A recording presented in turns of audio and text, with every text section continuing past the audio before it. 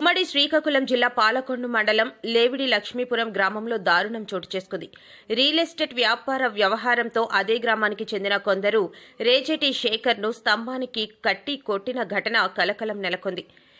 ఎల్ఎల్పురంలో శేఖర్ను స్తంభానికి కట్టి కొట్టిన ఘటన పోలీస్ స్టేషన్ చేరడంతో ఎస్ఐ కె ప్రయోగ్మూర్తి హుటాహుటిన స్పందించారు.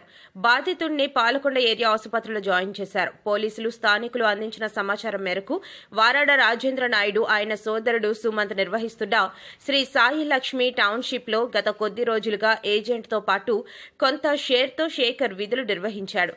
వ్యాపారంలో నష్టం రావడంతో వారాడ రాజేంద్ర నాయుడు స్వగ్రామమైన ఎల్ఎల్పురం విడిచి వెళ్లిపోయాడు. ఫ్లాట్లు అందిస్తానని శేఖర్ కొంతమంది వద్ద ₹1,00,00,000 వరకు కట్టించాడు. చివరకు నష్టం రావడం, రాజేంద్ర నాయుడు ఎవరికీ అందుబాటులో లేకపోవడంతో శేఖర్ను చుట్టుపక్కల గ్రామాలకు చెందిన వారు నిలదీశారు. ఈ నెల 16న ఆ గ్రామంలోని రాజేంద్ర నాయుడు ఇంటికి వెళ్లి తల్లిని ప్రశ్నించారు. డబ్బులు చెల్లించే సభ్యులతో పాటు రాజశేఖర్ వెళ్లాడు. ఆయన లేరంటూ తల్లి నచ్చచెప్పడంతో వెనుతిరిగారు.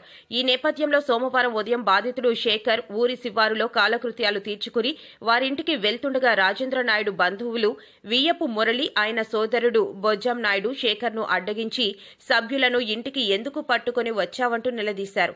ఈ నేపథ్యంలో చివరకు రాజశేఖర్ను దూషించి విద్యుత్ స్తంభానికి కట్టి కొట్టారని బాధితుడు పోలీసులకు ఇచ్చిన ఫిర్యాదు మేరకు కేసు నమోదు చేసి దర్యాప్తు చేస్తున్నట్లు ఎస్ఐ ప్రయోగమూర్తి తెలిపారు. స్తంభం కేసి ఇచ్చేసి కాలు చేయి కట్టేసి స్తంభం కేసి కుట్టారు. మా నాన్నగారు చనిపోయారు. నాకు ఎవరు లేరు తోడుగా అండగా. నాకు ఇద్దరు చిన్నపిల్లలు ఉన్నారు. సీఎం చంద్రబాబు నాయుడు గారు, డిప్యూటీ సీఎం పవన్ కళ్యాణ్ గారు, మా నియోజకవర్గ ఎమ్మెల్యే జిమ్మక జయకృష్ణ గారు నాకు న్యాయం చేస్తారని కోరుకుంటున్నాను సార్.